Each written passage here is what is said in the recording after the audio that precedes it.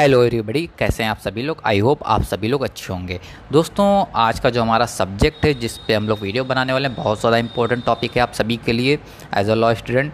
देखिए, हमारा subject constitutional law है। टॉपिक आपका फंडामेंटल राइट्स होगा, लैंग्वेज आपकी हिंदी इंग्लिश होगी और आपके क्वेश्चन कौन से होंगे, MCQ टाइप के आपके क्वेश्चन होंगे। जैसा कि आप सभी लोग जानते हैं, कानपुर यूनिवर्सिटी ने BA LLB and LLB second semester के डेट अनाउंस कर दी एग्ज़ाम की, जो कि आपके ऑब्जेक्टिव होने, क्योंकि उसमें 1.5 घंटे की टाइमिंग दी गई है। हालांकि ऑफिशियली कहीं मेंशन नहीं किया गया है कि आपके एग्ज़ाम ऑब्जेक्टिव होंगे या सब्जेक्टिव होंगे। खैर, एग्ज़ाम आपके ऑब्जेक्टिव होंगे तो आप लोग उसकी प्रिपरेशन करिएगा। तो देखिए, जैसा कि मैंने आपको बता दिया है, MCQ आपके हिंदी इंग्लिश दोनों में अवेलेबल होंगे। मैंने आपके लिए कई सारे MCQ लिख भी रखे, लेकिन उससे पहले हम लोग क्या करेंगे, कुछ इंट्रोडक्शन देखेंगे फंडामेंटल राइट का। कुछ की पॉइंट्स मैंने लिखे हैं, अभी आपको क्यों पढ़ने हैं। देखिए, आपको ये इसलिए याद करना है क्योंकि जो मैंने पॉइंट्स लिखे हैं, इन्हीं से ही आपके MCQ मोस्टली बनते हैं फंडामेंटल राइट के टॉपिक से।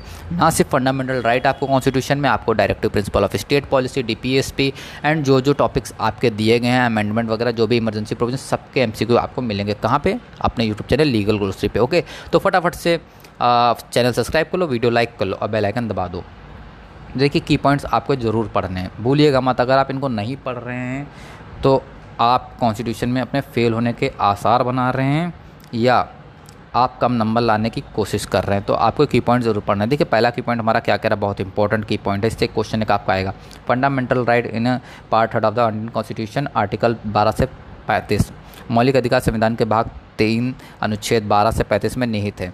अब इसमें बता क्या रहा है, देखिए ये कह रहा है, सिंपल सी बात कह रहा है, एक छोटी सी बात, कि जो आपका फंडामेंटल राइट का चैप्टर है, फंडामेंटल राइट जो है आपके कॉन्स्टिट्यूशन में, वो आपके पार्ट 3 में बताए गए हैं। कॉन्स्टिट्यूशन में कहाँ से कहाँ तक बताए गए हैं, तो बता रहा आर्टिकल 12 से 35 तक बताए गए, अनुच्छेद 12 से 35 तक बताए गए हैं। ओके, इसके बाद हमारा जो नेक्स्ट पॉइंट है बहुत ज़्यादा इंपॉर्टेंट है। वो इसलिए इंपॉर्टेंट है कि उसमें बात हो रही है मैग्ना कार्टा की। ओके, इसमें सिंपली ये कह रहा है कि जो आपका कॉन्स्टिट्यूशन का पार्ट 3 है, जिसमें फंडामेंटल राइट आपके डिस्क्राइब किए गए हैं आर्टिकल 12 से 35 तक, उसको हम कहते हैं मैग्ना कार्टा। ओके, तो इतनी सी बात आपको याद रख लेनी है, बहुत इंपॉर्टेंट बात है ये, इसको भूलिएगा मत। अब इसके बाद हमारा नेक्स्ट पॉइंट है कि इसमें जो 6 फंडामेंटल राइट जो है बता रहा है हमारे कॉन्स्टिट्यूशन में दिए हुए हैं। ओके, 6 फंडामेंटल राइट, भारतीय संविधान में 6 मौलिक अधिकार दिए हुए हैं। यानी देखिए, पहले आपके क्या था कि आपके 7 फंडामेंटल राइट्स होते थे, लेकिन जब अमेंडमेंट्स हुए तो उसके बाद में आपके ओरिजिनली आप सिर्फ 6 गारंटेड फंडामेंटल राइट्स अभी अवेलेबल हैं। ओके, करंटली तो आपके 6 फंडामेंटल राइट कौन कौन से, उनके ऊपर एक बार नज़र देख लेते हैं। ओके, तो देखिए, राइट टू इक्वलिटी, इसमें राइट टू इक्वलिटी आपका पहला है फंडामेंटल गारंटेड फंडामेंटल राइट, जो बताता है आपको आर्टिकल 14 से 18 तक आपको बताता है। उसके बाद समानता का अधिकार, यानी वही है आपका हिंदी में अनुच्छेद 14 से 18। अब इसमें देखिए, आपसे क्वेश्चन पूछा जा सकता है कि आर्टिकल 14 से 18 तक बताइए क्या चीज़ बताई गई है, राइट टू इक्वलिटी बताई गई, राइट टू फ्रीडम बताई गई। तो इससे क्वेश्चन ये आपका आ सकता है। आपसे ये भी पूछा जा सकता है कि राइट टू इक्वलिटी में आर्टिकल कहाँ से कहाँ तक बताए गए, तो आपका ऑप्शन आ जाएगा अब 14 से 18 तक। तो आप ये भी बता सकते हैं, एक क्वेश्चन आपका ऐसे बन गया। ओके, तो इस तरह से आपके क्वेश्चन बनेंगे, सब बताता रहूँगा आपको, बस टेंशन मत लीजिए आप लोग। दूसरा आपका है, ये पहला वाला है आपका, एंड इसके बाद ये है दूसरा वाला। वेट, मैं थोड़ा कलर इसका चेंज कर लूँ। ओके, तो ये आपका नंबर 2 वाला। ओके, अब इसमें कह रहा राइट टू फ्रीडम, फ्रीडम के बारे में बता रहा कि जो आर्टिकल 19 से 22 है, ये आपका बताता है फ्रीडम के बारे में, स्वतंत्रता का अधिकार आपको बताता है ये। ओके, इसके बाद आपका है राइट टू अगेन एक्सप्लोरेशन। देखिए, सबसे पहले मैं एक चीज़ बताना चाहता हूँ कि जो स्टार्टिंग के ये 2 वाले हैं बहुत ज़्यादा इंपॉर्टेंट है, इनको आपको पूरा पढ़ना। नीचे वाला मैं नहीं कह रहा हूँ इंपॉर्टेंट नहीं, वो सारे के सारे। देखिए, फंडामेंटल राइट एक ऐसा टॉपिक है, आपको सभी के सभी कुछ ना कुछ उसमें से आपको मालूम होना चाहिए, अंदर का कुछ ना कुछ तो आपको पता होना चाहिए कैसे क्या है। बाकी जो सबसे इंपॉर्टेंट है वो तो मैं आपको बता ही रहा हूँ, इनको आपको बिल्कुल भी मिस नहीं करना। 14 से 22 तक तो बिल्कुल मिस ही नहीं करना, आपको कोई भी आर्टिकल अच्छे से पढ़ना होगा। इसके बाद है हमारा तीसरा अधिकार, हमारा जो मौलिक अधिकार है, शोषण के विरुद्ध अधिकार, राइट अगेन एक्सप्लॉयटेशन, जो कि आपको बताता है बताया है आपका अनुच्छेद 23 और 24 में, आर्टिकल 23 एंड 24 में इसकी बात बताई गई। अब आर्टिकल 23, 24 क्या है वो भी हम लोग डिस्कस करेंगे आके। इसके बाद हमारा अगला जो फंडामेंटल राइट है वो है right to freedom of religion, ये भी बहुत इंपॉर्टेंट, इससे क्वेश्चन इस बार काफ़ी ज़्यादा आने की चांसेस मुझे लग रहे हैं। धार्मिक स्वतंत्रता के अधिकार से रिलेटेड 4 से 5 क्वेश्चन तो आपके इस आर्टिकल से आ सकते हैं। आपका 25 से 28, 25, 26, 27, 28 बात करता है आपकी right to freedom of religion की। ओके, इसके बाद है कल्चर एंड एजुकेशनल राइट्स 29 और 30 बात करता है आपके सांस्कृतिक एवं शैक्षिक अधिकार के बारे में। ओके, इसके बाद है आपका राइट टू कॉन्स्टिट्यूशनल रेमेडीज़। अब ये इतना इम्पॉर्टेंट है कि बी आर अम्बेडकर जी ने भी इसको हार्ट एंड सोल भी आप इसको कह सकते हैं। बी आर अम्बेडकर जी ने खुद इसको बहुत ज़्यादा इम्पॉर्टेंट आर्टिकल बताया है, क्योंकि आपने अगर कॉन्स्टिट्यूशन पढ़ा होगा थोड़ा तो आपको पता होगा कि रिट आपने पढ़ा होगा रिट के बारे में, तो आपका आर्टिकल 22 वही रिट की बात ही बताता है। ओके, उसमें कितने टाइप की रिट्स होती है वो सब हम पढ़ेंगे। अब इसके बाद हम लोगों ने जैसा पढ़ा था कि हमारे 6 अधिकार हैं, हमारे पास 6 मौलिक अधिकार इसमें दिए हुए हैं। तो राइट टू इक्वलिटी हमारा आर्टिकल 14 से 18 तक हमारा दिया हुआ है आप लोगों को, जैसा कि पता है। अब उसमें आर्टिकल 14, 15, 16, 17, 18 क्या बताता है ये आपको पता होना चाहिए। ओके, तो आर्टिकल 14 बताता है equality before the law. Okay, equality before the law, कानून के समक्ष समानता। ओके, ये आपका बताया इक्वलिटी की बात करता है। आर्टिकल 14 आपका बात करता है इक्वलिटी की, इतना याद रखिएगा। समानता की बात कौन सा आर्टिकल अनुच्छेद करता है? समानता की बात करता है अनुच्छेद 14। ओके, इसके बाद है आर्टिकल 15 आपका प्रोहिबिशन ऑफ डिस्क्रिमिनेशन, भेदभाव का निषेध, यानी कोई भी आपके साथ भेदभाव नहीं होगा, भेदभाव पर रोक लगाता है। कौन सा आर्टिकल? आर्टिकल 15 आपका भेदभाव पर रोक लगाता है। ओके, किसी तरह का कोई जाति के, धर्म के नाम पे, लिंग के नाम पे एंड रेस के नाम पे, सेक्स के नाम पे, यानी 4-5 आपके 5 से 6 चीज़ें उसमें दी गई हैं। उसमें बताएगा कि इन चीज़ों के बेस पे आपके साथ कोई भी डिस्क्रिमिनेशन, आपके साथ भेदभाव नहीं किया जाएगा। ओके, इसके बाद है आर्टिकल 16, इसके बताता है equal opportunity in case of public employment, यानी बता रहा है सार्वजनिक रोजगार के मामले में समान अवसर सबको मिलेगा। ओके, तो ये अनुच्छेद 16 आपको बता रहा है। ओके, आर्टिकल 16 आपको ये बात बता रहा है। इसके बाद है आर्टिकल 17 एबॉलिशन ऑफ अनटचेबिलिटी, अस्पृश्यता का अंत। जैसा कि आप लोगों को पता होगा काफ़ी समय पहले, काफ़ी पुराने टाइम पे अनटचेबिलिटी यानी छुआछूत जिसको हम लोग कहते हैं, गांव में कहा जाता था इस भाषा में छुआछूत, यानी किसी को छुआ नहीं जाएगा, किसी को कोई छुएगा नहीं। तो इस चीज़ को ख़त्म किया गया था किसके तहत? आर्टिकल 70 आया था, आर्टिकल 17 के तहत। ओके, तो आर्टिकल 17 कहता है एबॉलिशन ऑफ अनटचेबिलिटी। इसके बाद है आर्टिकल 18 एबॉलिशन ऑफ टाइटल, उपाधियों का उन्मूलन। ये भी बहुत इंटरेस्टिंग आर्टिकल है, इसको भी हम लोग ज़रूर पढ़ेंगे। इसके बाद जो हमारा है बहुत इंपॉर्टेंट आर्टिकल है हमारा आर्टिकल 19 राइट टू फ्रीडम के बारे में जो बात करता है, स्वतंत्रता का अधिकार देता है। आप कुछ बोलने के लिए स्वतंत्र हैं, आप अपने देश में स्वतंत्र हैं, तो आप किस आर्टिकल के तहत स्वतंत्र हैं? आर्टिकल 19। आर्टिकल 19 आपको राइट टू फ्रीडम देता है, आपको स्वतंत्रता देता है। किस किस चीज़ की स्वतंत्रता देता है वो भी हम आपको बताएंगे। ओके, तो देखिए आर्टिकल 19 का सब क्लॉज 1A कहता है freedom of speech and expressions. क्या कहता है भाई? अनुच्छेद 19 सब क्लॉज 1 सब क्लॉज ए क्या कहता है कि भाई आपको बोलने की आज़ादी है, आपको freedom of speech and expressions हैं। देखिए जो भी आपको राइट्स दिए जा रहे हैं उसमें कुछ उसके साथ में कुछ और चीज़ें भी आपको पढ़नी पड़ेंगी। देखिए इसके अंदर का आपको थोड़ा बहुत जानना चाहिए। ओके, अगर आप अंदर का नहीं पढ़ेंगे, थोड़ा बेसिक नॉलेज आपके पास होनी चाहिए इन सभी आर्टिकल्स की, क्योंकि अंदर से भी क्वेश्चन पूछे जाते हैं। इसके बाद आर्टिकल 19 का सब क्लॉज 1 सब क्लॉज बी है फ्रीडम टू असेंबल, एकत्र होने की स्वतंत्रता है। एक पास एकत्र होने की भी आपको स्वतंत्रता कौन सा देता है? आर्टिकल 19 में आपको बताएगा। कौन सा सब क्लॉज है? सब clause 1 sub clause B. Okay, इसके बाद हमारा तीसरा क्या बता रहा है? आर्टिकल 19 सब क्लॉज 1 सब क्लॉज सी कहता है फ्रीडम टू फॉर्म एसोसिएशन और यूनियन और कॉर्पोरेटिव सोसाइटी, संघ या यूनियन या सहकारी समितियों बनाने की स्वतंत्रता है। आपके पास भाई आज़ादी है कि आप कोई एसोसिएशन बना सकते हैं, आप कोई यूनियन बना सकते हैं, आप कॉर्पोरेटिव सोसाइटी बना सकते हैं। ये आपको स्वतंत्रता कौन देता है? आर्टिकल 19 सब क्लॉज 1 सब क्लॉज सी, अनुच्छेद 19 सब clause 1 sub clause C. Okay, तो ये क्वेश्चन भी आपसे पूछे जाएंगे। ओके, डायरेक्ट आपसे पूछे जा सकते हैं, इसलिए इनको आपको पढ़ना होगा। इसके बाद आर्टिकल 19 सब क्लॉज 1 सब क्लॉज डी कहता है फ्रीडम टू मूव फ्रीली, आपके पास ये स्वतंत्रता है कि आप कहीं भी घूम सकते हैं अपने भारत देश में। ओके, इसके बाद है आर्टिकल 19 1 सब क्लॉज ए। देखिए जो भी मैं आपको बता रहा हूँ, ठीक, इसमें कुछ ना कुछ बाउंडेशन भी हैं, तो उसको आपको पढ़ना पड़ेगा। ओके, ऐसा नहीं कि आपको बता दिया कि आप बिल्कुल मस्त हैं, आप सब कुछ कर सकते हैं, सब कुछ कर सकते हैं, ऐसा नहीं है।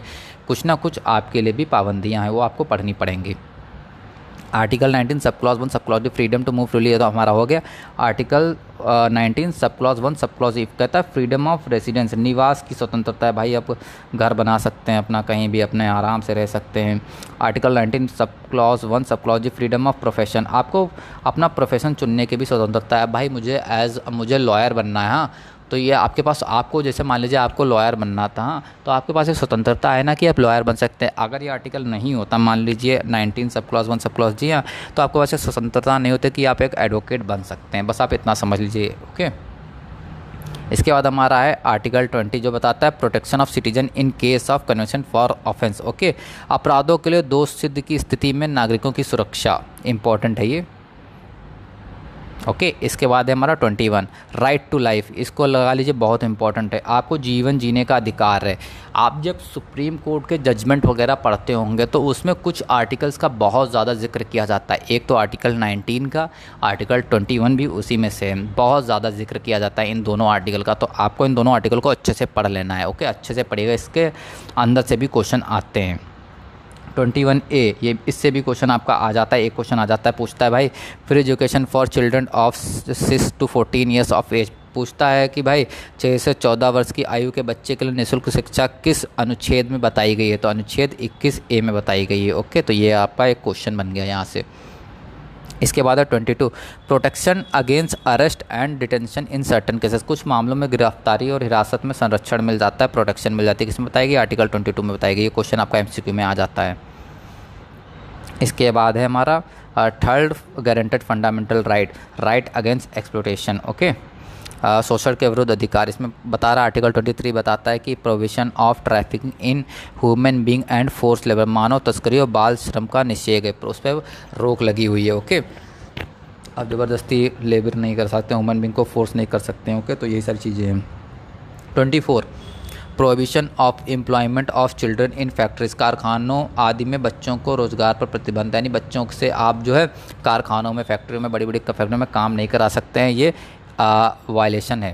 तो ये कौन सा बताता है? आर्टिकल 24 बताता है। इंपॉर्टेंट आर्टिकल है ये, आपको याद कर लेना होगा। आपके आगे आने वाले समय में आपके कई सब्जेक्ट्स में इस चीज़ से रिलेटेड आपको लेबर लॉ वगैरह में आपको पढ़ने को मिल जाएगा। Right to freedom of religion, right to freedom of religion, जैसा कि मैंने बताया था, इससे क्वेश्चन इस बार आपके आ सकते हैं। धार्मिक स्वतंत्रता का अधिकार, अनुच्छेद 25 अनुच्छेद 28 तक है ये। 25, 26, 27, 28 बात करता है। तो 25 बात करता है freedom of conscience and free profession practice and propagation of religion, बता रहा अताकरण की स्वतंत्रता और धर्म को स्वतंत्र रूप से अपनाने और प्रचार करने की स्वतंत्रता। ओके, तो ये इंपॉर्टेंट है ये आपका। ये इसके जितने भी ये हैं, आप इसको ज़रूर, इसकी हेडिंग ज़रूर पढ़ लीजिए, क्योंकि ये इससे डायरेक्ट क्वेश्चन इस बार आपका आ सकता है। 26 freedom to manage religious affair, धार्मिक मामलों का प्रबंध करने की स्वतंत्रता है। ओके, इसके बाद है 27 freedom as to payment of taxes for promotion of any particular religion, किसी विशेष धर्म के प्रचार के लिए करों के भुगतान के संबंध में स्वतंत्रता, ये भी इंपॉर्टेंट है। ओके, अब इसके बाद हम लोग बढ़ते हैं आर्टिकल 28 की तरफ। देखिए, जो भी क्वेश्चन मैं आपको बता रहा हूँ, जो भी ये पॉइंट्स मैं आपको पढ़ के बता रहा हूँ, हो सकता है आप लोगों के माइंड से ऊपर से जा रहा होगा, बट बात मानिए, एक बार इनको पढ़िए ज़रूर, क्योंकि ये बहुत इंपॉर्टेंट है और इससे क्वेश्चन आपके आएंगे। अगर आपने फंडामेंटल राइट्स के क्वेश्चन कंप्लीट कर लिए हैं, जो आपका कॉन्स्टिट्यूशन का एग्जाम होने वाला, उसमें आपको लिए बहुत ईजी पेपर हो जाएगा। फिर बहुत क्वेश्चन आपके इससे आएंगे। आर्टिकल 28 फिलहाल क्या कह रहा है हमारा? Freedom as to attendance at religious instruction और religious worship in certain education institution. Okay, तो ये आप अपना पढ़ लीजिए, इंपॉर्टेंट है ये। अब इसके बाद है cultural and educational right. Okay, तो कह रहा है आर्टिकल 29 कहता है protection of interest of minorities, अल्पसंख्यकों के हितों का संरक्षण करना। कौन सा आर्टिकल बताता है? आर्टिकल 29 बताता है। आर्टिकल 30 क्या कहता है? Right of minorities to establish and administer educational institute, शैक्षिक संस्थानों की स्थापना और प्रशासन करने का अल्पसंख्यकों का अधिकार किसमें दिया गया? अनुच्छेद 30 में। ओके, इसके बाद बढ़ते हैं अपने आर्टिकल 32 की तरफ, जो कि बहुत ज़्यादा इंपॉर्टेंट है और इससे आपके बहुत क्वेश्चन आने वाले हैं। मुझे लगता है 10 से 15 क्वेश्चन आपके इस आर्टिकल से आ सकते हैं। वो क्यों, वो भी आपको बताता हूँ। देखिए, आर्टिकल 32 आपका क्या कर रहा है? राइट टू कॉन्स्टिट्यूशनल रेमेडीज़ की बात कर रहा है। जाहिर सी बात है, आपसे सीधा रिट की बात कर रहा है ये। ओके, तो जैसा कि आप जानते हैं कि आपकी 5 तरह की रिट होती है, नहीं पता है तो आपको मैं बता रहा हूँ, 5 टाइप की रिट्स होती हैं। देखिए, इसमें से जो भी आर्टिकल, जो भी रिट, जो भी टॉपिक आपको बुक्स में समझ में ना हो, कहीं ना मिल रहा हो, आप कमेंट करके बताइएगा, मैं उसको अच्छे से एक्सप्लेन करूँगा, हिंदी इंग्लिश दोनों लैंग्वेज में, जिससे आपको उस टॉपिक क्लियर हो जाए। तो देखिए 5 तरह की आपकी रिट होती है, बहुत इंपॉर्टेंट। अगर आपने 5 writ as a law student याद कर ली, समझ ली, तो आपका काम बहुत आसान हो जाएगा। देखिए पहली होती है आपकी हबीस कॉर्पस। ओके, बहुत इंपॉर्टेंट ये रिट है, बहुत ज़्यादा इंपॉर्टेंट ये रिट है। इससे काफ़ी क्वेश्चन आपके आएंगे, बहुत इंपॉर्टेंट, इससे एक ना क्वेश्चन ज़रूर आपका आएगा। ये भी इम्पॉर्टेंट है, लेकिन हबीस कॉर्पस सबसे ज़्यादा इंपॉर्टेंट है इसमें। इसके बाद है प्रोहिबिशन, प्रतिषेध। इसके बाद है आपका मैंडमस, परमा आदेश, ये भी बहुत इंपॉर्टेंट रेट है आपकी मैंडमस। इसके बाद है क्यो वारंटो, ये भी अच्छी रेट है, बहुत इंपॉर्टेंट है। ओके, अब एक चीज़ और, इसमें क्वेश्चन पूछ लिया जाता है कि रिट कौन कर सकता है, कौन आदेश दे सकता है। देखिए रिट आपकी high court and supreme court दोनों कर सकती है, लेकिन डिस्ट्रिक्ट कोर्ट नहीं कर सकती है। ओके, इसके बाद है विच पार्ट, देखिए यहाँ से हमारा एमसीक्यू स्टार्ट हो गए। ओके, तो एमसीक्यू की सीरीज़ हमारी स्टार्ट होती है, हिंदी इंग्लिश दोनों लैंग्वेजेस में हम लोग स्टार्ट करेंगे। तो हमारा पहला क्वेश्चन है which part of the constitution has fundamental right, part 1, part 3, part 4, part 5 ए। देखिए मैंने आपको बताया था, अभी मैंने स्टार्टिंग में पढ़ाया था कि संविधान के किस भाग में मौलिक अधिकार है, बताइए भाग 2 में, भाग 3 में, भाग 4 में है या भाग 4A में है। तो देखिए मैंने जैसा अभी आपको स्टार्टिंग में ही पढ़ाया था, सबसे पहला पॉइंट उसी से रिलेटेड क्वेश्चन आ गया है। तो हाँ, इसका आंसर होगा बी, पार्ट 3 में। ओके, अगर आप लोग इसका PDF परचेस करना चाहें तो वो भी आप लोग परचेस कर सकते हैं, हमें व्हाट्सअप पे मैसेज करके 8004993282, 8004993282। ओके, अब इसके बाद सेकंड क्वेश्चन है हमारा fundamental right come under which articles. तो एक है ए आर्टिकल फंडामेंटल राइट। देखिए जो मैंने आपको क्वेश्चन बताया था, आर्टिकल आपका 12 से 35 है, 13 से 35 है, 13 से 36 है, 14 to 45 और 15 है। तो देखिए इसका सिंपल सा आंसर है आपका आर्टिकल 12 से 35 तक आपके बताए गए हैं। ओके, तो सेकंड वाले का आंसर आपका ए होगा, का होगा, क्या होगा आपका का। अनुच्छेद 12 से 35 तक आपके मौलिक अधिकार बताए गए हैं। इसके बाद हम देखते हैं थर्ड क्वेश्चन हमारा, fundamental right are derived inspiration from which country constitution. मैं कह रहा भाई आपका जो फंडामेंटल राइट है, जो कि आपके मौलिक अधिकार हैं, किस देश के संविधान से प्रेरणा लेते हैं। Canada, US, French, UK। देखिएगा हमारा संविधान बहुत ब्रॉड है, देखिए कई जगह से हमारी कई सारी चीज़ें अडॉप्ट की गई थी। तो आप लोग कंफ्यूज मत होइएगा, ऐसा नहीं कनाडा से कुछ नहीं लेगा, USA से कुछ नहीं लेगा, फ्रेंच से नहीं लेगा, UK से काफ़ी जगह से लिया गया था, कुछ ना कुछ लिया गया था जो अच्छा था। तो देखिए फंडामेंटल राइट की जो इंस्पिरेशन ली गई थी दोस्तों हमारे थर्ड क्वेश्चन की, वो ली गई थी हमारी USA से। ओके, USA से ली गई थी। इसके बाद हमारा क्वेश्चन नंबर 4 है which part of the constitution is called the Magna carta of India. देखिए जो मैंने क्वेश्चन ऊपर पढ़ाया था आपको, संविधान के किस भाग को भारत का मैग्ना कार्टा कहा जाता है। तो मैंने क्वेश्चन ऑलरेडी आपको पढ़ा रखा है, पार्ट 3 को कहा जाता है। ओके, ऊपर के पार्ट मैंने कहा था अगर आप पढ़ लेंगे अच्छे से तो आपके नीचे के MCQ बहुत अच्छे से हो जाएंगे। Which one of the following is not true about fundamental right. Fundamental right के बारे में क्या सही नहीं भाई, क्या गलत है बताइए। देखिए इसमें नॉट ट्रू के क्वेश्चन इसलिए आएंगे क्योंकि एक ऑप्शन आपका गलत हट जाएगा, बाकी के जो 3 ऑप्शन होंगे वो आपको पढ़ने होंगे, लिखने होंगे, क्योंकि वो क्वेश्चन आपसे पूछा जा सकता है what is the true statement. Okay, तो ये याद रखिएगा। तो इसमें जो नॉट वाले उसको आप लोग बिल्कुल नेगलेक्ट कर दीजिए, जो यस है उन तीनों को पढ़िए। तो कह रहा भाई 5th में बताइए क्या कह रहा है, fundamental right are justiciable in nature. बिल्कुल है, सही है ये। Fundamental right in our constitution are more elaborated than US fundamental right. Yes, बिल्कुल सही है। See fundamental right are meant for promoting the idea of social and economical democracy. ये मुझे थोड़ा गड़बड़ लग रहा है, डी वाला पढ़ लेते हैं। Fundamental right are essential for the overall development material intellectual moral and spiritual of individual. ये भी सही लग रहा है।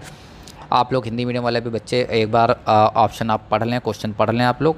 ओके, देन मैं आपको इसका सही जवाब बताता हूँ। वीडियो थोड़ी लंबी हो सकती है दोस्तों, लेकिन मैं आपसे प्रॉमिस कर रहा हूँ अगर आप ये करते हैं तो इसमें से काफ़ी क्वेश्चन आपके पेपर में फंसेंगे, आएंगे। तो इसका जो आंसर है भाई, इसका ये C वाला इसका आंसर होगा C। ये भाई गलत है, 5 का C वाला। ओके, ये भाई नहीं है हमारा। फंडामेंटल राइट के बारे में ये चीज़ सही नहीं बोली इन्होंने, तो इसको आपको नहीं पढ़ना। बाकी आप 3 चीज़ें पढ़ना चाहें पढ़ सकते हैं, 3 चीज़ें वो, बाकी आप C वाले को छोड़ दीजिए। इसमें क्वेश्चन पूछ रहा है, देखिए originally how many fundamental right had in our constitution. हमारे संविधान में मूलतन कितने मौलिक अधिकार थे।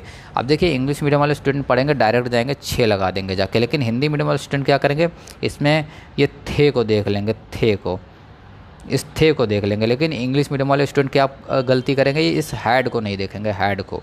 तो देखिए इसमें पूछ रहा है कि आपके फंडामेंटल राइट कितने थे कॉन्स्टिट्यूशन में, इस समय कितने हैं वो नहीं पूछ रहा है ना। तो अगर आपसे पूछता है कि कितने हैं तो भाई 6 लगा देना, और पूछा कितने थे तो भाई ये 7 थे। ओके, तो इसमें 7 लगा देना। पूछे कितने हैं करंटली तो भाई 6 हैं। ओके,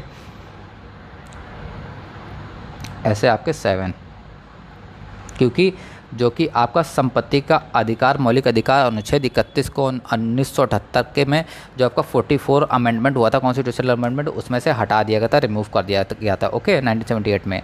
अब इसमें क्वेश्चन नंबर 7 पूछ रहा है which of the following are not features of fundamental right. बता रहा भाई इसमें से कौन सा फंडामेंटल राइट का फीचर नहीं है, बताइए। आप ये इंग्लिश मीडियम वाले स्टूडेंट आप लोग तब तक इस वीडियो को रोक के देखिए, तब तक मैं हिंदी मीडियम वालों को भी आंसर दिखा दूँ एक बार। देखिए पूरी कोशिश कर रहा हूँ आप लोगों के लिए MCQ बनाने के लिए। देखिए ये मेरे पास कुछ बनाए नहीं रखे थे, मैंने आप लोगों के लिए लिखे हैं, बनाए हैं, आपकी बस हेल्प करना चाह रहा हूँ दोस्तों। सो आपसे सपोर्ट की उम्मीद रखता हूँ।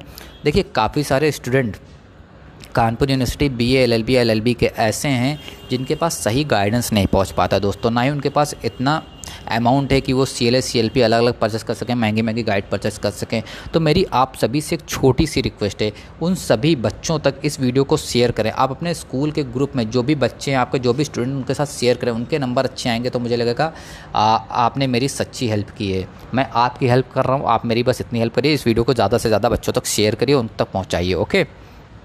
तो देखिए आपका जो 7 वाला जो आंसर है, इसका आंसर आपका B होगा, क्योंकि मैंने पहले ही देख के बता दिया था, इसका आंसर B होगा। Fundamental right are not qualified in nature, ऊपर हम लोगों ने पढ़ा था fundamental right are qualified in nature. ये देखिए fundamental right are justiciable in nature, qualified है, जस्टिबल आप जो कहना चाहे कह सकते हैं, ओके। इसके बाद देखते हैं इसमें, देखिए इसका ये आपका होगा ये वाला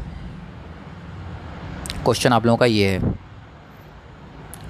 8 वाला, कह रहा 6 right guaranteed bye article 19 can not be suspended on the ground of. कह रहा जो अनुच्छेद 19 में आपके जो 6 मौलिक अधिकार दिए गए हैं वो किस आधार पर निलंबित नहीं किया जा सकते हैं, बताइए कब निलंबित नहीं किया जा सकते हैं। वॉर, युद्ध के टाइम पे, एक्सटर्नल एग्रेशन यानी बाहरी आक्रामकता के चलते, आर्म्ड रिबेलियन के चलते, सशस्त्र विद्रोह के चलते, या कोई नहीं। आपको क्या लगता है आपका आंसर इसमें क्या होगा, बताइए। सो इसका जो आंसर होगा आपका 8 का वो होगा आर्म्ड रेबेलियन के चलते, 6 वाला, ओके। 8 का आंसर आपका C होगा। इसके बाद हम बढ़ते हैं क्वेश्चन नंबर 9 की तरफ। Definition of state mention in which of the following article. देखिए अभी मैंने आपको पढ़ाया नहीं, बट ये बहुत इंपॉर्टेंट, इसका आंसर होगा 12 आपका, ओके। अनुच्छेद 12 आपको बताता है स्टेट के बारे में। इसके बाद बढ़ते हैं क्वेश्चन नंबर 10 की तरफ। Which article prohibit discrimination on ground of religious, race, caste, sex और प्लेस ऑफ बर्थ। देखिए मैंने ऊपर एक आर्टिकल पढ़ा था, मैंने उसमें बताया 4-5 चीज़ों के बेस पे डिस्क्रिमिनेशन नहीं किया जा सकता, भेदभाव नहीं किया जा सकता। वो कौन सा आर्टिकल था आप लोग याद करके बताइए। कौन सा अनुच्छेद धर्म, नस्ल, जाति, लिंग या जन्म स्थान के आधार पर भेदभाव पर रोक लगाता, बताइए मैंने कौन सा आपको बताया था, बताइए। जी हाँ, जिन लोगों ने आर्टिकल 15 आंसर दिया है बिल्कुल सही आंसर है, अनुच्छेद 15 इसका आंसर होगा, good. 11 equality of opportunities in matter of public employment. ये भी हमने पढ़ा था, बताइए 15 के बाद ही हमने पढ़ा था, याद करिए कौन सा था, 17 था, 18 था कि 16 था, बताइए कौन सा था 11 वाला, बताइए। सार्वजनिक रोजगार के मामलों में अवसर की समानता, बताइए किस में हम लोगों ने पढ़ा था, जल्दी से बताइए आंसर, जल्दी से। जिन लोगों ने A बताया है वो सही नहीं है भाई, A वाला गलत है, आपका सही है D वाला, ओके। आर्टिकल 16 बिल्कुल सही है आपका। जिन बच्चों ने अनुच्छेद 16 बताया बिल्कुल सही आंसर है उनका। इसके बाद है आपका 12 abolition of title expect military and academy is mention in which article, बताइए अबॉलिशन ऑफ टाइटल किस में बताया गया था, बिल्कुल लास्ट वाला था, आप लोग याद करिए कौन सा था आपका लास्ट वाला, राइट टू इक्वलिटी में। 17, 16, 18, 15, 19, 20 ऑप्शन तो इतना दिया नहीं, बट इसका जो आंसर आपका होगा वो होगा 18, ओके। आर्टिकल 18 D वाला इसका आंसर होगा। 12 का क्या होगा, D वाला। अनुच्छेद 18। इसके बाद है 13 क्वेश्चन पूछा, protection in respect of convection for offence is guaranteed under. 20 नहीं होगा, 19 नहीं होगा, 21 या 22 में से होगा, बताइए। मैंने आपको हिंट दी है, बताइए कौन सा होगा। अब काफ़ी सारे लोग कहेंगे 22 होगा, भाई 20 होगा, मैं बीच बीच में आपसे टेस्ट ऐसे ही लेता रहूँगा। इसका 20 होगा, ओके। अनुच्छेद 20 इस चीज़ की बात करता है। आप लोग भी बताइएगा, हर समय मैं ही थोड़ी सही हो सकता हूँ, आप लोग मुझसे भी ज़्यादा पढ़ते हैं, ओके। तो आप लोगों को भी अच्छी खासी नॉलेज होगी। 14 क्या बता रहा है, prohibition of traffic in human beings and force labour are guaranteed under which article. 22, 23, 24, 25 बताइए कौन सा होगा, आप बताइए। इंपॉर्टेंट क्वेश्चन है। देखिए जैसा मैंने आपको बताया था, ऊपर जो मैंने आपको पॉइंट्स कराए थे उसी से रिलेटेड क्वेश्चन आ रहे हैं। तो आप अगर इस वीडियो को अच्छे से देखते हैं, मन लगा के पढ़ते हैं, तो आप जब पेपर देने जाएंगे बड़ा खुश होकर पेपर दे के आएंगे, कहेंगे यार मेरा तो सब पढ़ा हुआ आया है। हिंदी मीडियम वाले स्टूडेंट एक बार देख लेते हैं, क्वेश्चन देख लेते हैं। इसका आंसर आपका होगा 23। ओके, इसके बाद है 15 question. Freedom from payment of taxes for the promotion of any religion is guaranteed under, ये अभी हमने पढ़ा था, ये भी बताइए 15 का आंसर क्या होगा। हिंदी मीडियम वाला तब तक देख लेते हैं। किसी भी धर्म के प्रचार के लिए करों के भुगतान से मुक्ति की गारंटी किसके अंतर्गत दी गई, बताइए। अनुच्छेद 26, 27, 28, 29। सो आपका जो इसका जो आंसर होगा 15 का होगा बी 27। ओके, अनुच्छेद 27। Which of the following fundamental right is available only to Indian citizens, बताइए किसके लिए अवेलेबल होगा, कौन सा फंडामेंटल राइट किसके लिए अवेलेबल, सिटीजन्स के लिए कौन सा अवेलेबल है। 14, 15, 17, 18 इंडियन सिटीजन्स के लिए कौन सा अवेलेबल है। और ये बहुत इंपॉर्टेंट क्वेश्चन है आपका 16 वाला। ओके, इसको अच्छे से याद कर लीजिएगा। 16, निम्नलिखित में से कौन सा मौलिक अधिकार केवल भारतीय नागरिकों को उपलब्ध, बताइए। 14, 15, 17, 18 कौन सा होगा, बताइए। ओके, तो 16 का आंसर होगा बी। अब आप लोग बताइए आर्टिकल 15 क्या बात बताता है, बताइए। आप लोग कमेंट करके बताइएगा आर्टिकल 15 क्या होता है, ये आपसे क्वेश्चन है, बिना देखे बताइएगा। 17, विच of the following fundamental right is available both for Indian citizen and foreigners, बताइए कौन सा आर्टिकल जो है इंडियन सिटीजन और फॉरेनर दोनों के लिए अवेलेबल है, बताइए। पूछ रहा भाई कौन सा शायद मौलिक अधिकार जो भारतीय नागरिकों विदेशियों दोनों के लिए उपलब्ध है। 16, 19, 28, 29, 16, 19, 28, 29, बताइए कौन सा है। 17 का आंसर क्या होगा, तो 17 का आपका आंसर होगा सी, आर्टिकल 28। ओके, आर्टिकल 28 अनुच्छेद 28। अब इसके बाद बढ़ते हैं 18 की तरफ। Where did the concept of equality before the law was organized. अब ये जो टॉपिक है आपका equality before law the law, और इसमें देखिए अब आर्टिकल 14 की बात बता रहा है, ठीक, कहाँ से कॉन्सेप्ट लिया गया था आपका। देखिए इसमें आर्टिकल 14 में आपकी दो चीज़ें बता देती है, इक्वलिटी बिफोर लॉ, इक्वलिटी की बात पूरी तरह से की जाती है। ओके,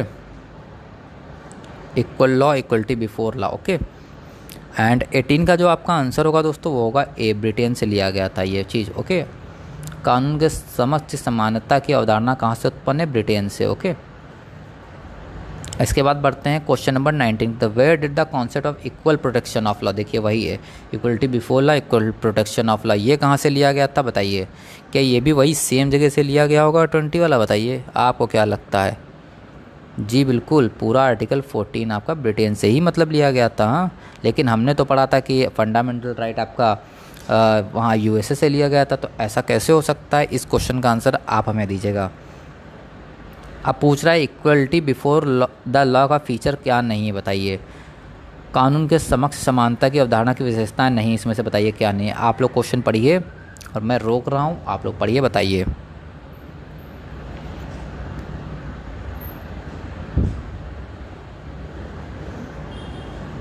जी हाँ, 20 का आपका आंसर होगा ए वाला। ओके, अब इसके बाद हम लोग बढ़ते हैं क्वेश्चन नंबर 21 की तरफ। Which of the following are not features of the concept of equal protection of law, बताइए। Equality before law, equal protection of law, ये जो क्वेश्चन है दोनों के दोनों आप लोग लिख लीजिएगा। जो इसके सही आंसर है, गलत वाला छोड़ दीजिएगा, उसको याद ही नहीं रखना है। इसमें जो सही वाले हैं आपको बस वो याद रखने हैं। ओके, तो 21 का निम्नलिखित में से कौन सी कानून की समान सुरक्षा की अवधारणा की विशेषताएं नहीं है। जो गलत है उसको छोड़ दीजिए, बिल्कुल जो सही है बस उसको आप लोग फोकस करना। तो 21 का आपका आंसर होगा ए वाला। Okay, it is negative concept of establishing equality, बिल्कुल गलत आंसर है ये। यह समानता स्थापित करने की एक नकारात्मक अवधारणा है, बिल्कुल गलत है ये, इसको आप छोड़ दीजिए। बाकी के तो 3 ऑप्शन हैं आपके बी, सी, डी, इनको आप पढ़ लीजिएगा। बी, गा, घा। ओके, इनको आप पढ़ लीजिएगा। What was the selling of annual income for the cream dairy 1993, बताइए क्या थी। 2022 का क्वेश्चन क्या होगा, ए होगा, 1 लाख थी भाई। ज़्यादा इंपॉर्टेंट क्वेश्चन नहीं है ये। ओके, ऐसे ही देखना चाहें आप देख लें। मंडल commission was appointed in 1979 by Morarji Desai government. It is related to poverty statement, state reorganization, panchayat Raj system institution and investigate the condition of the social and educational backward classes. तो देखिए अगर आपने मंडल कमीशन के बारे में पढ़ा है तो आपको इस क्वेश्चन का आंसर देने की भी ज़रूरत नहीं, इसका आंसर होगा डी। ओके, बिल्कुल डी होगा। सामाजिक और शैक्षिक रूप से पिछड़े वर्ग की स्थितियों का जाँच करने के लिए, तभी इसको मंडल कमीशन, मंडल रिपोर्ट कहा जाता है। ओके, अब आपसे 24 पूछा है, originally how many rights were guaranteed under article 19। अब इसका आंसर आप लोग बताइए बिना किसी बिना देखे बताइए इसका आंसर क्या होगा 24 का। बताइए क्या होगा, बताइए। मूलतः अनुच्छेद के अंतर्गत कितने अधिकारों को दी गई थी, बताइए। इंग्लिश वाले कन्फ्यूज होकर बेचारे फिर लगाते थे 6, लेकिन नहीं भाई 6 नहीं दी गई है ना, 8 दी गई है। 6 कैसे हो जाएगी, 8 दी गई थी ना, 8। ऐसा भी नहीं है दोस्तों, 8 भी नहीं दी गई थी। आप लोग क्या कर सकते हैं, इसका आंसर आप लोग बताइए क्या होगा इसका आंसर। बताइए क्या होगा, मैं भी नहीं बताऊंगा आपको। जी हाँ, तो इसका आंसर होगा 7। पहले आपकी दोस्तों 7 थे आर्टिकल 19 में, बट अब करंटली कितने 6। देखिए अगर पूछेगा कितने थे तो वो 7 थे, अभी कितने हैं वो 6 हैं। ओके, तो इस क्वेश्चन का बिल्कुल ध्यान रखिएगा, कंफ्यूज करने के लिए आपको दे दिया जाता है। ओके, तो ये रहा आपका, इसमें बताया जा रहा है मूल रूप से अनुच्छेद 19 में 7 अधिकार हैं, लेकिन 44वें संविधान संशोधन अधिनियम 1978 में संपत्ति के अधिग्रहण, धारण और निपटान का अधिकार हटा दिया गया है। ओके, अब इसके बाद बढ़ते हैं 25 की तरफ। Which of the following is not covered under article 20 protection in respect of conviction for offence. तो आपका ये जो बता रहा क्वेश्चन आपका, देखिए अपराधों के लिए दोष सिद्धि के संबंध में संरक्षण अनुच्छेद 20 के अंतर्गत निम्नलिखित में कौन सा शामिल नहीं है। मैंने सोचा पहले दोनों हिंदी में एक बार पढ़ देता हूँ, बताइए क्या शामिल नहीं है। देखिए ए वाला ही मुझे लग रहा है, क्योंकि राइट टू लिवलीहुड आपका इसमें तो है ही नहीं भाई आर्टिकल 20 में, तो भाई उसमें 21 या 22 में आ जाएगा आपका। बताइए किस में आएगा, 21 या 22 में। फिर 25 का जो आंसर आपका होगा वो होगा ए वाला। ओके, ये नहीं है, ये कवर आपका नहीं है। आजीविका का अधिकार आपका कवर्ड नहीं है आर्टिकल 20 में। इसके बाद है 26। Which of the following supreme court cases takes the broader interpretation of article 21 protection of life and personal liberty. बताइए बिना देखे समझे आप लोग कौन सा लगा देंगे, केशवानंद भारती केस। बिना देखे समझे बिना क्वेश्चन पढ़े आप लोग यही वाला सोचेंगे। मुझे मालूम है आप लोगों ने भी यही वाला सोचा होगा, केशवानंदन भारती केस, बट दोस्तों ये पूरी तरह से गलत आंसर है। ओके, ये वाला आंसर आपका गलत है, पूरी तरह से क्वेश्चन का आंसर गलत है। अब आप सोच रहे होंगे फिर मजाक कर रहा हूँ, कि कोई मजाक नहीं कर रहा हूँ भाई। आपका जो सही आंसर है 26 का वो होगा आपका सी, मेनका केस। ओके, इस केस को ज़रूर आप लोग पढ़िएगा, बहुत इंपॉर्टेंट केस है मेनका केस। ओके, इसके बाद बढ़ते हैं आर्टिकल क्वेश्चन नंबर 27 की तरफ। Which of the following article has provided the right to education is a fundamental right for children age between 6 to 14। देखिए मैंने ऊपर आपको बताया था इस आर्टिकल के बारे में, आप लोग सोच के बताइए इसका क्या आंसर होगा। इंग्लिश मीडियम वाले वीडियो यहीं पर रोक लें, मैं हिंदी मीडियम को क्वेश्चन पढ़ा रहा हूँ। देखिए हिंदी मीडियम वाला भी क्वेश्चन आप लोग पढ़िए और बताइए इसका आंसर क्या होगा। आप लोग जल्द से जल्द बताइए मुझे क्या होगा। जी हाँ, जिन लोगों ने आंसर दिया है 21 ने बिल्कुल सही आंसर दिया है, 21A 21A होगा इसका आंसर। ओके, तो 27 का जो आंसर होगा आपका वो होगा 21A। इसके बाद बढ़ते हैं 28 की तरफ। Under article 22 what is the maximum prevention detention period in simple circumstance. बताइए क्या होगा, 28 का आंसर क्या होगा, सी होगा। ओके, 3 मंथ, 3 महीने होगा। इसके बाद बढ़ते हैं 29 की तरफ। Which of the following is not prohibited under article 23। क्या प्रोहिबिट नहीं है आर्टिकल 23 के अंदर। देखिए क्या प्रोहिबिट नहीं है उसको आप मत पढ़िएगा, लेकिन जो प्रोहिबिटेड है उसको आप लोग ज़रूर पढ़ लीजिएगा। ओके, नॉट वाले इसमें क्वेश्चन आ रहे हैं आपके। आप लोग इंग्लिश मीडियम वाले इसको रीड करें, तब तक मैं हिंदी मीडियम वालों को बता दूँ। निम्नलिखित में से कौन अनुच्छेद 23 के तहत निषिद्ध नहीं है। किसी कारखाने, खदान या अन्य खतरनाक गतिविधियों में 14 वर्ष से कम उम्र के प्रतिबंध, बेगार और बेगारी, देवदासी और गुलामी, व्यक्ति जैसे वस्तुओं की बिक्री और ख़रीद। तो ये कुछ क्वेश्चन आपके ऑप्शंस हैं। तो 29 का जो आपका आंसर होगा वो होगा ए। बाकी आप लोग पढ़ लीजिएगा। ओके, ए वाले ऑप्शन को छोड़ दीजिएगा, बाकी आप लोग पढ़ लीजिएगा। विच of the following does not come under article 25। 25 के अंदर कम क्या चीज़ नहीं आती है आर्टिकल 25 के अंदर। 30 का क्या आंसर होगा बताइए।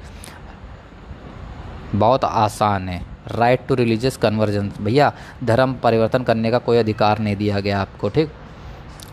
इस आर्टिकल के तहत आपको कोई अधिकार नहीं दिया गया 25 के तहत। ओके, इसके बाद है 31 वाला। बड़ा है तो मैं पढ़ नहीं रहा, आप लोग ऐसे ही देख लीजिए। इसका आंसर मैं आपको ऐसे ही बता दूंगा। 31 का आंसर क्या होगा, ए वाला होगा। इसको आप लोग देख लीजिएगा। पढ़ इसलिए नहीं रहा वीडियो क्योंकि ज़्यादा बड़ी ना हो। मैं जानता हूँ आप सभी के एग्ज़ाम में दोस्तों पूरी कोशिश कर रहा हूँ आप लोगों के लिए। MCQ बना रहा हूँ। आपको जिस जिस सब्जेक्ट के चाहिए आप लोग बस कमेंट करते रहिए, वीडियो शेयर करते रहिए। और दोस्तों अगर आपको हमारी मेहनत पसंद आ रही है, हमारा डेडिकेशन पसंद आ रहा है आप लोगों के लिए, तो प्लीज़ वीडियो को लाइक करिएगा। इससे हमें मोटिवेशन मिलेगी, और अगर हमें मोटिवेशन मिलती तो उतने ही जल्दी आपको वीडियो नेक्स्ट मिलेगी और ज़्यादा से ज़्यादा MCQ आपसे शेयर किए जाएंगे जल्द से जल्द। ओके, तो आपको क्या करना, बस लाइक और कमेंट दोनों करना है, और शेयर इसलिए करना ताकि लोगों तक वीडियो पहुँचे। विच of the following comes under the minorities definition in article 30। बताइए क्या आता है माइनॉरिटीज़ की डिफिनेशन, बताइए। 32 का आंसर क्या होगा आपका, सी होगा। ओके, क्या वाला हो, केवल धार्मिक और भाषाई अल्पसंख्यक। Okay, 33 which of the following is the soul of the constitution. बताइए क्या सोल है कॉन्स्टिट्यूशन का, मैंने आपको बताया था बहुत इंपॉर्टेंट है। Fundamental right, DPSP article 32, article 50, बताइए क्या है। देखिए ऐसा देखा जाए तो फंडामेंटल राइट आप लोगों के मन में आ जाएगा, बट ये जो आपका आर्टिकल 32 है जिसको हम लोगों ने रिट का नाम बताया, जिसमें हमने रिट की बात की थी, ये सोल है। ये किसने कहा था, डॉक्टर भीमराव अंबेडकर जी ने भी ये चीज़ कही है। ओके, तो बहुत इंपॉर्टेंट क्वेश्चन है, आपको आर्टिकल 32 आपको पढ़ना ही पड़ेगा। आपको मैंने कुछ आर्टिकल्स आपको बताए थे, 14, 15 हो गया आपका, 17 हो गया आपका, एंड इसके बाद आपका 19 हो गया, 21 हो गया, 32 हो गया 25 हो गया। ये कुछ आर्टिकल्स आपको अंदर से भी पढ़ने ज़रूरी हैं आपके लिए, बहुत क्वेश्चन इससे आते हैं। 34 which of the following has the power to empower any court to issue direction order and writ of all kinds. बताइए किसके पास पूछ रहा है, पावर है किसी के पास भी, किसके पास है, बताइए कि न्यायालयों को सही प्रकार के निर्देश, आदेश और रिट जारी करने का अधिकार किसके पास है। बताइए राष्ट्रपति, सांसद, उच्चतम न्यायालय, उच्च न्यायालय। बताइए बताइए किसके पास है, बताइए। 34 का जो आपका आंसर होगा दोस्तों वो होगा बी, पार्लियामेंट के पास है। ओके, सांसद के पास, संसद के पास है। Under article 32 which of the following rights can be enforceable. बताइए कौन से राइट इन्फोर्सिएबल हैं अनुच्छेद 32 के तहत। अनुच्छेद 32 के तहत बताइए निम्नलिखित में कौन सा अधिकार लागू किया जा सकता है। बताइए बताइए बताइए 35 का आंसर क्या होगा। 35 का आंसर होगा ए, फंडामेंटल राइट्स ओनली। ओके, केवल मौलिक अधिकार। इसके बाद बढ़ते हैं 36 की तरफ। क्वेश्चन नंबर 36 देखिए बड़ा क्वेश्चन है तो मैं रीड नहीं कर रहा हूँ, डायरेक्ट आपको आंसर बता रहा हूँ। ओके, आप लोग हिंदी मीडियम वाले भी एक बार इसको देख लीजिए। 36 का जो आपका आंसर है दोस्तों वो है आपका बी वाला। Okay, supreme court is the original but not exclusive jurisdiction. Okay, B वाले की तरफ हम लोग बढ़ते हैं। इसका सुप्रीम कोर्ट मूल है लेकिन विशेष क्षेत्राधिकार नहीं है, क्षेत्र अधिकार नहीं है इसमें, ये बताया जा रहा है। ये भी बहुत बड़ा है तो मैं इसको भी रीड नहीं कर रहा हूँ दोस्तों। 37 का आपका जो आंसर होगा दोस्तों वो होगा डी वाला। ओके, आप लोग वीडियो बैक करके आंसर देख लेना, मैं आपको ऐसे ही बता दे रहा हूँ, मैंने इसको रीड भी नहीं किया, मैं आपको डायरेक्ट आंसर बता रहा हूँ। 39 which of the following right is the bulwark defensive wall of individual liberty against arbitrary detention. बताइए कौन सी है 39 का, बताइए क्या होगा।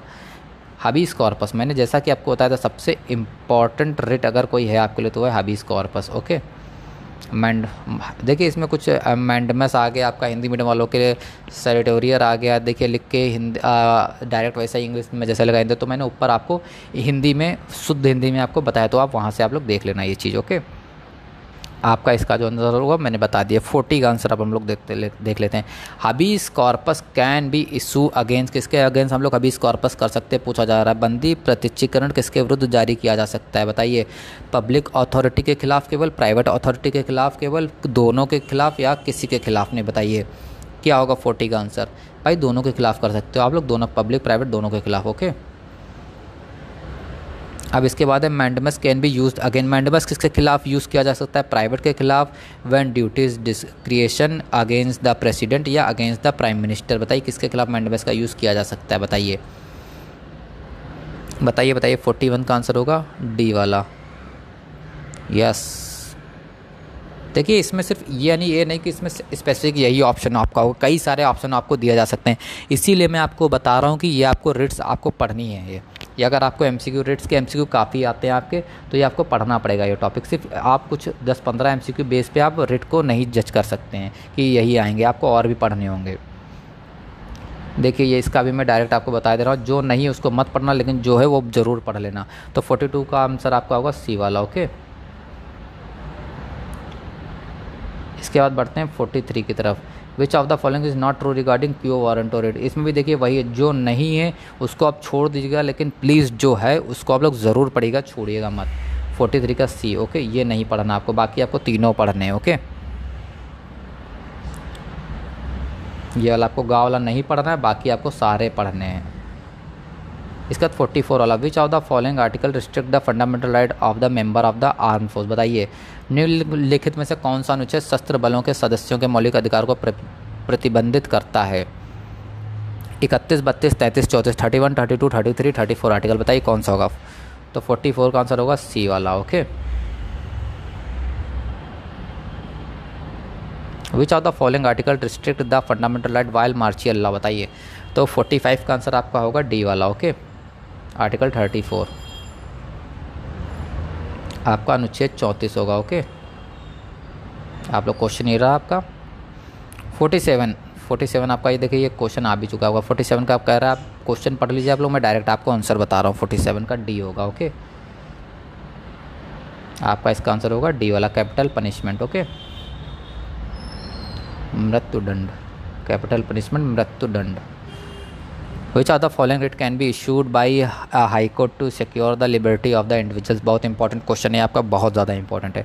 हाबीज कॉर्पस इसका आंसर होगा, ओके। ये आपका गाँव वाला आंसर होगा इसका। Which of the following fundamental right under the constitution is guaranteed only to citizens of India and not to foreign living in India. बताइए कौन सा होगा। 49 का आंसर आपका क्या होगा, बी वाला होगा, ओके। आपका आंसर होगा बी वाला। भाषण और अभिव्यक्ति की स्वतंत्रता। 50, ये आप देख लीजिए, क्वेश्चन आप लोग पढ़ लीजिएगा, मैं आपको दिखा रहा हूँ, मैं डायरेक्ट आपको आंसर बता दूंगा 50 का क्या होगा, ओके। सो आपका 50 का जो आंसर होगा वो आपका ए वाला होगा, ठीक। आप ये लोग देख लेना, ओके, कौन सा सही है कौन सा गलत है, क्योंकि समय काफ़ी ज़्यादा हो रहा दोस्तों, मैं आपको डायरेक्ट आंसर आपको बता रहा हूँ। ए वाला होगा। 51, in India who is competent to amend the fundamental right of the citizen. बताइए किसके पास अधिकार है, बताइए संशोधन करने का। बताइए लोकसभा, राज्यसभा, संसद, उच्चतम न्यायालय।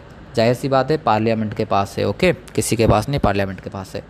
दोस्तों वीडियो में यहीं पे एंड कर रहा हूँ। अगर आप लोग इस वीडियो को ज़्यादा से ज़्यादा लोगों तक शेयर करते हैं, वीडियो पे लाइक करते हैं, कमेंट करते हैं कि आपको और भी वीडियो और भी नेक्स्ट वीडियो चाहिए और भी सब्जेक्ट्स की, तो प्लीज़ आप पहले सब्जेक्ट आप बता दीजिए, उस सब्जेक्ट की मैं पहले आपके लिए बना दूँ दोस्तों। अगर आप मुझे थोड़ा सपोर्ट करते रहेंगे दोस्तों, तो मैं आप लोगों की पूरी हेल्प करने की कोशिश करूँगा दोस्तों। थैंक यू सो मच दोस्तों वीडियो देखने के लिए।